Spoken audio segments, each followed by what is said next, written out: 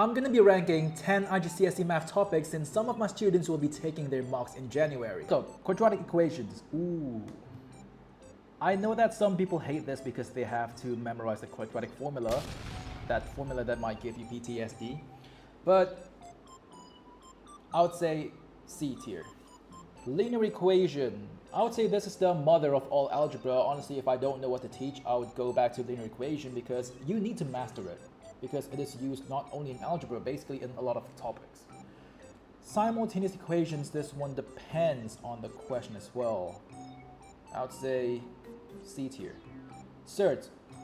Fun fact, a lot of people, like even my students, they hate surds, but for me, honestly, surds is pretty easy because I always say that as long as you can master, as long as you know how to use the basic, it's kind of easy to manipulate the question, but I would say B tier.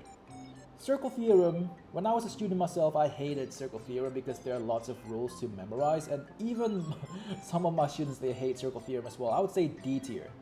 Algebraic fractions. This one, it depends on how lucky you are during the exam day, but if you're lucky, it'll be very easy, but if you're unlucky, ooh, it's gonna be troublesome. I'll say C tier. Pythagoras theorem. Very simple, just a squared plus b squared equals c squared. If you know how to use it, it's free mark. A tier.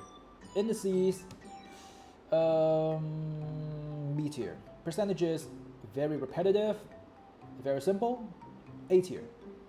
Trigonometry, SOHCAHTOA, it's just SOHCAHTOA if you know how to rearrange the formula.